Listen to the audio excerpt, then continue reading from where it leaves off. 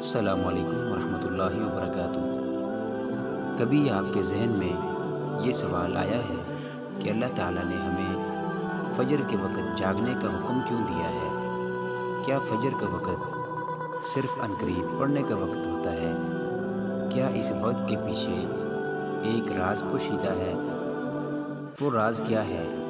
اس راز کو جاننے کے لیے ضروری ہے کہ ہم پہلے نماز کے بارے میں جانیں، جو ہم پر دن میں 5 مرتبہ فرض کی گئی ہے۔ اور یہ 5 نمازیں کس طرح فرض ہوئی، اس کے پیچھے بھی ایک شاندار وجہ ہے، جس کا مظاہرہ سفر معراج میں اس وقت ہوا جب حضرت محمد صلی اللہ علیہ وسلم اللہ سے ملاقات کے لیے وقت کے انتہائی مختصر حصے میں 7ویں آسمان سے بھی آگے تشریف لے گئے تھے۔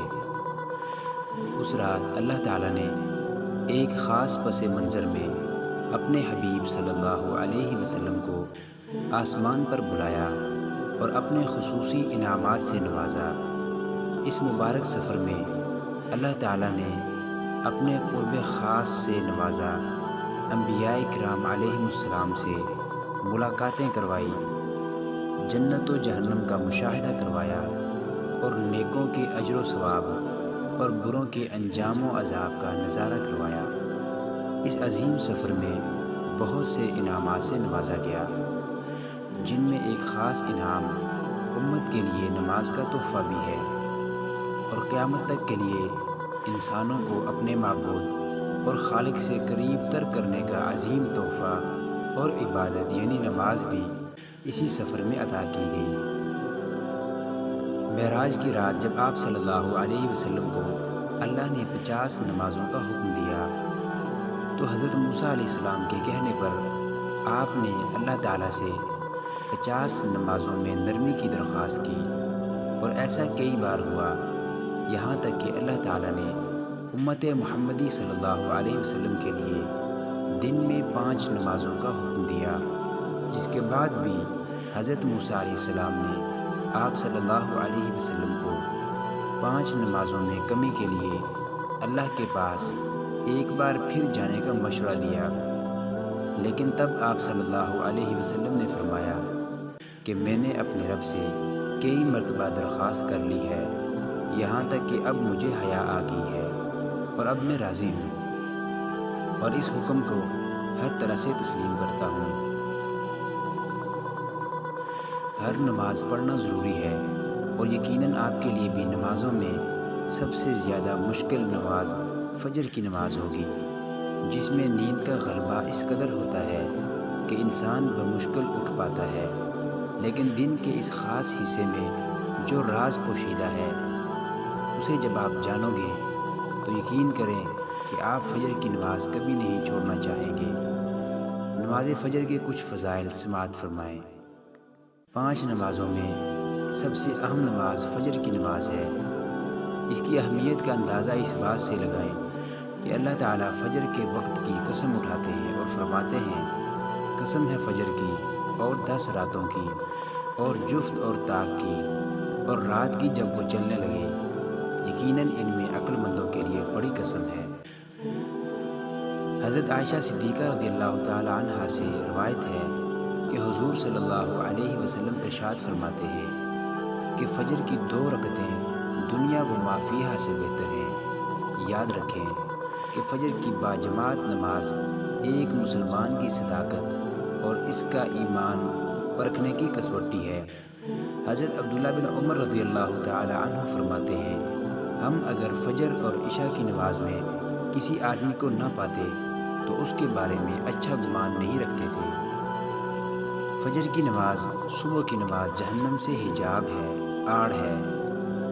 جناب رسول اللہ صلی اللہ علیہ وسلم نے فرمایا، جو شخص سورج نکلنے سے پہلے اور سورج ڈوبنے سے پہلے کی نمازیں یعنی فجر اور عصر پڑھتا ہے، وہ ہرگز جہنم کی آگ میں داخل نہیں ہوگا۔ فجر کی نماز جنت کی زبان ہے۔ رسول اکرم صلی اللہ علیہ وسلم نے ارشاد فرمایا، جو شخص 2 ٹھنڈی نمازیں یعنی فجر اور عصر پابندی سے پڑھتا ہے، وہ جنت میں داخل ہوگا۔ سبحان اللہ۔ فجر کی نماز نہ پڑھنے پر وعید۔ حضرت عبداللہ رضی اللہ تعالیٰ عنہ سے روایت ہے کہ جناب رسول اللہ صلی اللہ علیہ وسلم کے سامنے ایسے شخص کا تذکرہ کیا گیا جو صبح ہونے تک سوتا رہتا ہے، یعنی فجر کی نماز ادا نہیں کرتا ہے، تو آپ صلی اللہ علیہ وسلم نے فرمایا ایسے شخص کے کانوں میں شیطان پیشاب کر دیتا ہے۔ فجر کی نماز کے لیے کس طرح اٹھیں؟ کیونکہ اس وقت نیند کا بہت زیادہ غلبہ ہوتا ہے۔ نمبر 1، رات کو حتی الامکان جلدی سوئیں۔ نمبر 2، سوتے وقت فجر کی نماز جماعت سے ادا کرنے کا پختہ ارادہ کر لیں اور ارادہ کرنے میں مخلص بھی ہوں۔ نمبر 3، ایسے اسباب اختیار کریں جن سے فجر کی نماز کے لیے اٹھنا آسان ہو، مثلاً الارم والی گھڑی میں مناسب وقت پر الارم سیٹ کر کے اس کو مناسب جگہ پر رکھیں۔ اگر ان امور کی رعایت کر کے سوئیں گے تو انشاءاللہ تعالی فجر کی نماز جماعت کے ساتھ ادا کرنا آسان ہوگا۔ پھر بھی اگر کسی دن اتفاق سے بیدار ہونے میں، جاگ جانے میں تاخیر ہو جائے تو جس وقت بھی آنکھ کھلے سب سے پہلے نماز ادا کر لیں، انشاءاللہ تعالی تاخیر کا کوئی گناہ نہیں ہوگا۔ لیکن اس کو معمول بنانا گناہ پر مداومت کرنا ہے، جو کسی بھی طرح جائز نہیں ہے۔ دنیا میں کئی ایسے لوگ ہیں جنہیں بے خوابی کی شکایت ہوتی ہے، جس میں وہ ساری رات سو نہیں پاتے اور پورا دن کام کاج کر کے جب رات کو سو نہیں سکتے تب کئی طرح کی ذہنی اور جسمانی بیماریاں جنم لیتی ہیں، اور اس بیماری کا شکار آج ہر دوسرا تیسرا شخص ہو رہا ہے، جس کی بڑی وجہ اللہ تعالیٰ کی احکامات کو پیچھے چھوڑ کر دنیا کی رنگینیوں کے پیچھے بھاگنا ہے۔ ساری رات جاگنے کے بعد فجر کے قریب کچھ دیر نیند آ جاتی ہے، لیکن وہ نیند جسم کو پرسکون نہیں رکھتی، جس کی وجہ سے اکثر لوگ جاگتے جاگتے اور ہر قسم کی دوائیوں کے استعمال کے باوجود جب وہ سو نہیں پاتے تو وہ اللہ تعالیٰ سے یہ سوال ضرور کرتے ہوں گے، اے اللہ مجھے نیند کیوں نہیں آتی؟ آخر کیا وجہ ہے؟ بہت کم لوگ ہوتے ہیں جو اپنے اندر پیدا ہونے والی اس کیفیت میں، اپنے اندر پیدا ہونے والی اس آواز کو سن پاتے ہیں، جس میں ان سے کہا جاتا ہے کہ بستر سے نکلو، نماز پڑھا کرو، اللہ کا ذکر کرو، اور یقین کریں جو لوگ اس آواز کو سن پاتے ہیں اور اس پر عمل کرتے ہیں انہیں تا حیات زندگی بھر کبھی بھی بے خوابی کی شکایت نہیں ہوگی۔ اس حوالے سے ایک صوفی نظم ہے جسے ایک امریکی مسلمان نے ترجمہ کیا ہے، جس کا ٹائٹل ہے دوبارہ مت سو جانا۔ صبح کی ٹھنڈی ہوائیں ایک راز لاتی ہیں تمہارے لیے، دوبارہ مت سو جانا۔ خود سے پوچھو تم کیا چاہتے ہو، دوبارہ مت سو جانا۔ لوگ دروازے کی چوکھٹ سے آ جا رہے ہیں، جہاں دو دنیائیں ملتی ہیں وہ دروازہ گول اور کھلا ہے، دوبارہ مت سو جانا۔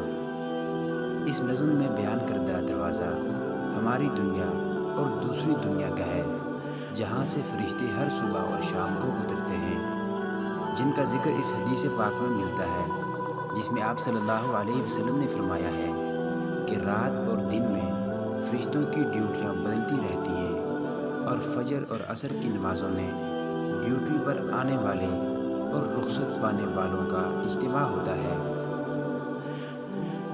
پھر تمہارے پاس رہنے والے فرشتے جب اوپر چڑھتے ہیں تو اللہ تعالیٰ پوچھتا ہے، حالانکہ وہ ان سے بہت زیادہ اپنے بندوں کے بارے میں، بندوں کے متعلق جانتا ہے کہ میرے بندوں کو تم نے کس حال میں چھوڑا، تو وہ جواب دیتے ہیں کہ ہم نے جب ان کو چھوڑا تو وہ فجر کی نماز پڑھ رہے تھے، اور جب ان کے پاس گئے تب بھی وہ عصر کی نماز پڑھ رہے تھے۔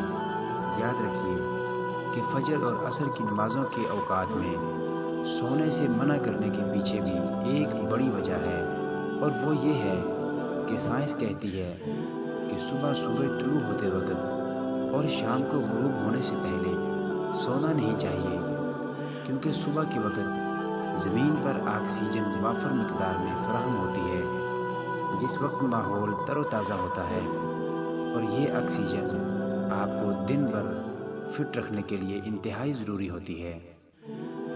تو جو اس وقت سو جاتا ہے وہ اس تازہ آکسیجن سے محروم رہ جاتا ہے، اور عصر کے وقت زمین پر آکسیجن کی کمی ہو جاتی ہے۔ تو اگر کوئی سو جاتا ہے تو اس کو آکسیجن کی فراہمی کم ہوتی ہے، جس کی وجہ سے جب وہ جاگتا ہے تو اس کے سر میں درد اور طبیعت بوجھل ہو جاتی ہے۔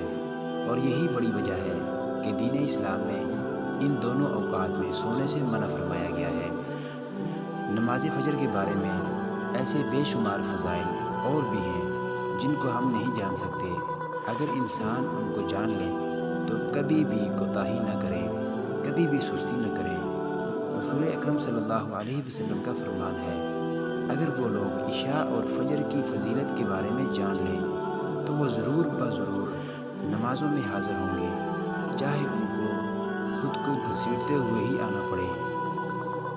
اب آپ خود اندازہ کیجئے کہ ایک طرف ان دونوں نمازوں کی یعنی فجر کی اور عصر کی کتنی فضیلت اور اہمیت ہے، اور دوسری طرف ان کی ادائیگی میں کتنی سستی اور لاپرواہی برتی جاتی ہے۔ اللہ تعالی ہم سب کو 5 وقت نماز پڑھنے کی توفیق عطا فرمائے۔ آمین ثم آمین۔